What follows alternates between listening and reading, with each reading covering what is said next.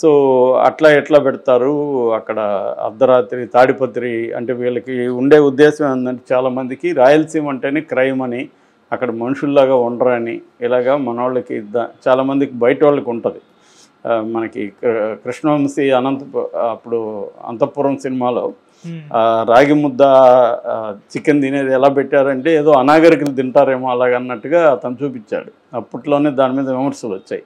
ఆ తర్వాత ఈ ప్యాషనేట్ సినిమాలంతా కూడా రాయలసీమ అంటే కొట్టుకుంటుంటారు, నరుక్కుంటుంటారు, బాంబులు వేసుకుంటుంటారు అన్న కల్చర్. నిజానికి రాయలసీమ తెలంగాణ కోస్తా కంటే కూడా ఎడ్యుకేషనల్గా చాలా ముందు ఉంటుంది, అడ్వాన్స్డ్గా ఉంటుంది. ఎందుకంటే 100 ఏళ్ళకు ముందు ఇస్తాడు.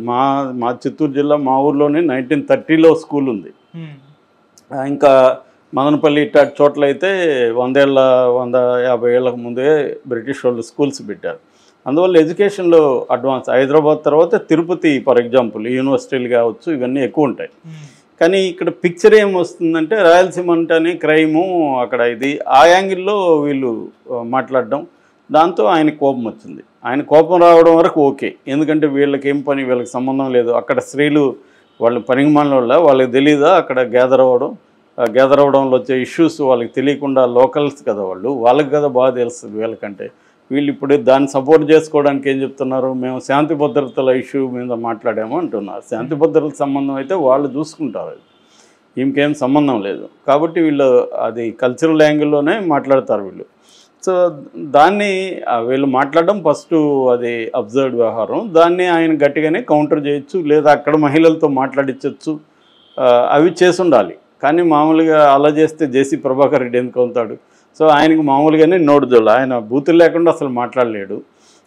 దాంతో ఆయన వీళ్ళని కూడా ఇంకా బూతులు మాట్లాడడం, వీళ్ళని ఏదో ప్రాస్టిట్యూట్ లాగా కంపేర్ చేయడం, ఇవన్నీ చేశాడు. అది ఖచ్చితంగా వ్యతిరేకించాలి. దాంతో వ్యతిరేకత వచ్చిన తర్వాత ఆయన సరే కూడా చెప్పాడు. దాని తర్వాత నేను ఇలా మాట్లాడడం తప్పే, నేను ఆవేశంలో మాట్లాడాను అనేది సరే కూడా చెప్పాడు. మామూలుగా అయితే యామిని శర్మ సైలెంట్ అయిపోయింది, ఎందుకంటే బీజేపీ కూడా అక్కడ కూటమిలోనే ఉన్నారు, తెలుగుదేశం కూడా కూటమిలోనే ఉంది కాబట్టి వాళ్ళు సైలెంట్ అయిపోయారు. కానీ మాధవలత అవ్వలేదు. మాధవలత ఏంటంటే సినిమా ఇండస్ట్రీ నుంచి కూడా సపోర్ట్ రావాలి అని కోరుకున్నది. కానీ ఆమె సినిమా ఇండస్ట్రీ నుంచి ఎవరు సపోర్ట్ చేయలేదు. ఎందుకంటే సినిమా ఇండస్ట్రీలో మేజర్గా ఇవాళ తెలుగుదేశం జనసేన బ్యాచే ఎక్కువ ఉంటారు. ఇదే కానీ అక్కడ జగన్కి సంబంధించిన వాళ్ళు కామెంట్ చేస్తుంటే సినిమా ఇండస్ట్రీలో చాలా నోళ్ళు లేసుండేవి. కానీ ఇప్పుడు ఏమైపోయింది, ప్రతిదీ రాజకీయం అయిపోయింది కాబట్టి అవతలవాడు ఎవడు అనే దాన్ని బట్టి మన రియాక్షన్ ఉంటుంది. దానివల్ల ఇతను తెలుగుదేశం వ్యక్తి కాబట్టి ఇక్కడ నుంచి ఎవరు అమ్మాయికి సపోర్ట్ చేయలేదు. దాంతో అమ్మాయి వెళ్ళి మాకు కంప్లైంట్ చేసింది. మా వాళ్ళు కంప్లైంట్ తీసుకుంటా ఉన్నారు కానీ అదేమైందో తెలియదు. దాని తర్వాత హ్యూమన్ రైట్స్ కమిషన్కి ఆమె కంప్లైంట్ చేసింది, వాళ్ళు కూడా రెస్పాండ్ అయినట్లేదు. దాని తర్వాత ఆమె పట్టు వదలకుండా సైబర్ క్రైమ్ పోలీసులకి ఇచ్చింది. సో వాళ్ళు ఇప్పుడు ఎఫ్ఐఆర్ కూడా చేశారని చెప్తున్నారు. మామూలుగా ఇప్పుడు బిఎన్ఎస్ చట్టం ప్రకారం ఏంటంటే ఇంతకుముందు 0 ఎఫ్ఐఆర్ అని ఉండేది. అంటే ఎక్కడైనా మనం ఏ పోలీస్ స్టేషన్లో అయినా కంప్లైంట్ ఇవ్వచ్చు, క్రైమ్ జరిగిన పరిధిలోనే ఇవ్వాల్సిన అవసరం లేదు. ఇప్పుడు పంజాగుట్ట పోలీస్ స్టేషన్ పరిధిలో క్రైమ్ జరిగింది, కానీ నాకు కుదరలేదు, నేను ఎక్కడో ఉన్నాను, మాదాపూర్లో ఉన్నాను. సో మాదాపూర్లో ఇవ్వచ్చు కంప్లైంట్. ఆ తర్వాత దాన్ని 0 ఎఫ్ఐఆర్ అంటారు. దాని తర్వాత కన్సర్న్డ్ పోలీస్ స్టేషన్కి ట్రాన్స్ఫర్ చేస్తారు. ఇప్పుడు బిఎన్ఎస్ చట్టం, భారతీయ న్యాయ సంహిత, భారతీయ నాగరిక సురక్షా సంహిత, వీటి ప్రకారం ఆన్లైన్ ఎఫ్ఐఆర్ కూడా వచ్చింది. ఆన్లైన్లో కూడా మనం కంప్లైంట్ చేయొచ్చు, ఫిజికల్గానే పోయి చేయాల్సిన అవసరం లేదు. ఆన్లైన్లో చేసినా కూడా దాన్ని కంప్లైంట్ని తీసుకొని ఆన్లైన్ ఎఫ్ఐఆర్ కూడా చేసి మనకి ఇవ్వాలి. అది బిఎన్ఎస్లో వచ్చింది. ఎందుకంటే ఇవాళ ఫిజికల్గా చాలాసార్లు పోలేని పరిస్థితి ఉంటుంది, సెల్ ఫోన్ ఉంటుంది, ఇమీడియట్గా మనం కంప్లైంట్ ఇవ్వచ్చు. సో ఆ విధంగా ఈ అమ్మాయి ఇక్కడ ఇచ్చింది. ఈ అమ్మాయి అయితే ఫిజికల్గానే వెళ్ళి ఇచ్చింది సైబరాబాద్లో. సో వాళ్ళు కూడా ఎఫ్ఐఆర్ చేశారు. కాకపోతే ఏంటంటే ఇట్లాంటి ఎఫ్ఐఆర్లు ఆయన మీద చాలా ఉంటాయి ఈ పాటికే.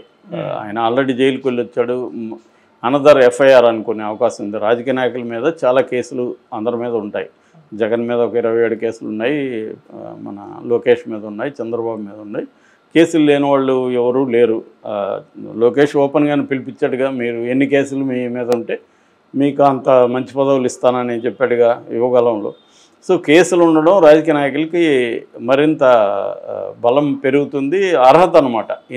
ఈయన మీద 50 కేసులు ఉన్నాయంటే is a very great leader.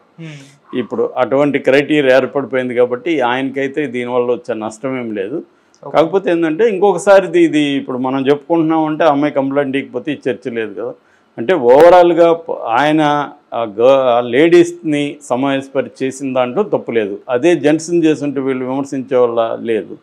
So ఒక విమెన్గా ఉండి మాధవిలత అలా మాట్లాడడం ఫస్ట్ ఆఫ్ ఆల్ రాంగు. ఆమె ఎంకరేజ్ చేయాలి. వాళ్ళు ఇప్పుడు ఇక్కడే హైదరాబాద్లోనే వీక్లీ 1-2 సార్లు బార్లలో కూడా ఆల్ ఉమెన్ పెడుతున్నారు. బెంగళూరులో లాంగ్ బ్యాక్ 20 ఏళ్ళకు ముందే పెట్టారు. అంటే ఒకరోజు విమెన్ కోసం అన్నట్టుగా.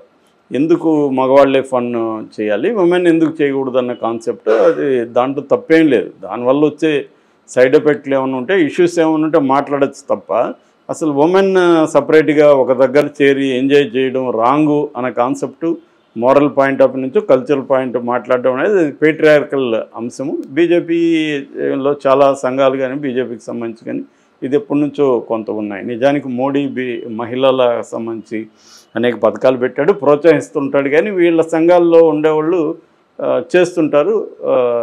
మనం నిన్న కూడా చూసాము, February 14 సంబంధించి కూడా చాలా సంఘాలు వ్యతిరేకిస్తాయి లవ్ని ఇదంతా. వాళ్ళు ఏంటంటే ఒక పక్కేమో ఫారిన్ గూడ్స్ అన్నీ మన దేశంలో అన్నీ వస్తుంటాయి.